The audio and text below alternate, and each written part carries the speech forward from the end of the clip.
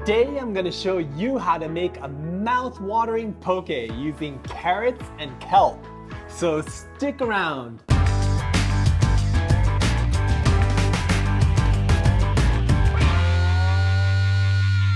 Welcome back to No Recipes. I'm Mark Matsumoto and I'm here to show you how to elevate your everyday meals. So hit that subscribe button and ring that notification bell so you don't miss out. A good ahi poke is one of my favorite foods and it's something I could totally eat every day. Unfortunately, tuna is an apex predator, which makes it susceptible to the bioaccumulation of toxins. That's why I try to limit my tuna intake to special occasions, and I've been on the lookout for a suitable alternative. Well, I think I've found one, and it's going on regular rotation in our household. So I know some of you are giving me a funny look and thinking carrots are nothing like tuna, but hear me out. So my trick is to cook the carrots in a kelp-based dashi broth, which not only makes them soft and creamy, it also imparts boatloads of briny umami. Before I jump into this week's recipe, I just want to thank my 20 amazing patrons on Patreon who contribute a few bucks each month to help support this channel. These videos take me at least 4 days out of the week to produce, and although I want to make more, it's just not possible without getting some help. That's where you come in. By becoming a patron, you not only support the making of these recipes, you also get us one step closer to being able to hire an editor so we can make more of them. If you want to pitch in, I'll include a link down in the description below. So let's get back to the poke. For the carrots, we need 7 grams of konbu, 420 grams of carrots, 2 cups of water, a 1/4 cup of sake, and 2 tablespoons of soy sauce. For the inamona, I've got 25 grams of candlenuts, 2 teaspoons of sesame seeds, and a 1/2 teaspoon of Alaea salt. To assemble the poke, we're gonna need 40 grams of sweet onions, 2 grams of dried seaweed, 1 tablespoon of toasted sesame oil, and some scallions for garnish. Konbu is kelp that's been dried and sometimes aged to maximize its glutamate content. This is basically naturally occurring MSG, and it's why konbu makes everything taste better. Although konbu is produced all over Japan, the most umami-rich ones come from Laosu, which is to the far east of Hokkaido. To get started, I'm gonna toss the konbu in a pot along with 2 cups of cold water and let it rehydrate while I prep the other ingredients. I'm also gonna rehydrate the dried seaweed in cold water for about 5 minutes. I'm using a seaweed salad mix, but any edible seaweed with a firm texture will work. If your seaweed is salted, you'll want to change the water out a few times while it's rehydrating. Now we just have to squeeze out any excess water and set it aside. For the onions, be sure to peel an extra layer of skin after that papery stuff so you get down into that crisp, juicy part of the onion. Then I'm gonna trim off the end and slice it up. You want it to be relatively thin, but not so thin that it doesn't hold its shape. If your onions are too spicy, you can soak them in a baking soda solution for about 15 minutes to mellow them out. The scallions are gonna go on top as a garnish, so we're gonna chop up the green parts and save the white parts for something else.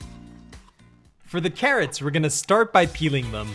I'm using regular orange carrots today, but if you find red ones, they'll look even more like tuna. Now I'm just gonna trim the ends off and chop the carrots into 1/2-inch cubes. These carrots were super thick, so I'm gonna quarter them first, but you can cut them differently depending on how thick yours are.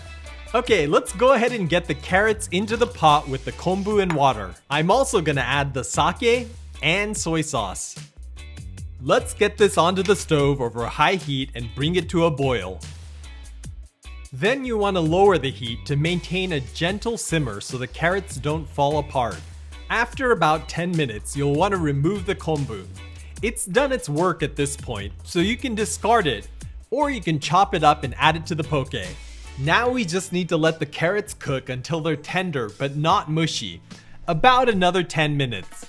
Okay, let's check and see how they're doing. You want a toothpick to pass through the carrot fairly easily, but you should still get a bit of resistance. These look perfect, so let's cut the heat and let the carrots come down to room temperature in the broth. This ensures they soak up that briny umami from the konbu. While we're waiting for the carrots to cool, let's make our inamona. I'm gonna start by chopping up the candlenuts. They have a unique evergreen flavor which goes great with the poke, but if you can't find them, you can substitute macadamia nuts, which will give you a similar texture.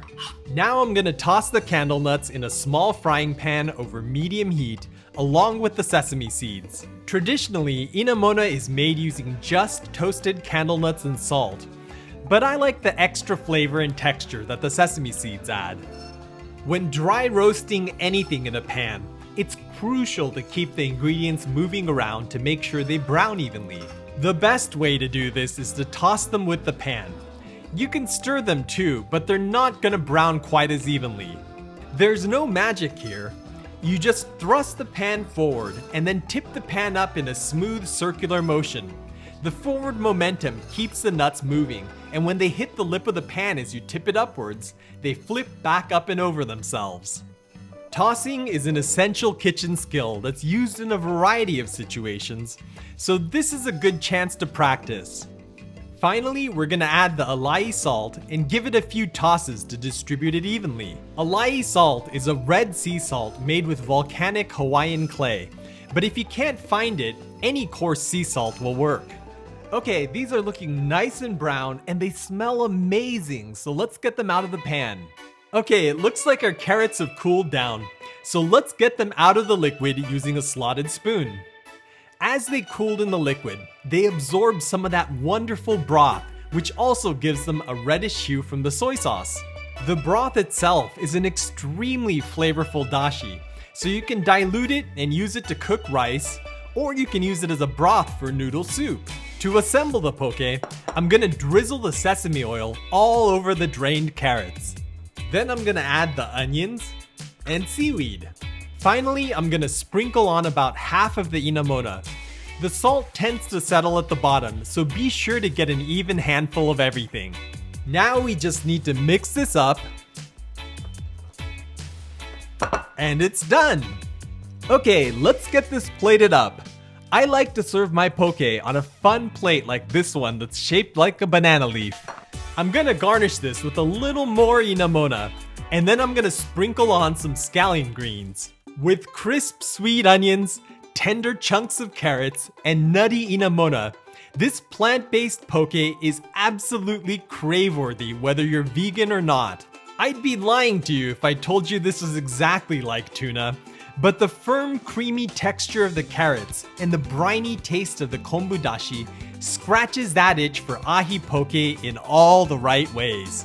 Also, since there's no raw fish in this, it makes for a colorful entree that you can add to a bento box lunch. This carrot poke makes for a delicious side dish, but it also makes for an amazing meal over a bowl of rice with some other vegetables like avocado or edamame. So I hope you'll give it a try. If you enjoyed this video, you can let me know you want to see more like it in the future by giving this a big thumbs up and by sharing it with all your friends that love a good poke bowl. As always, I want to thank my wonderful patrons on Patreon for making this recipe possible.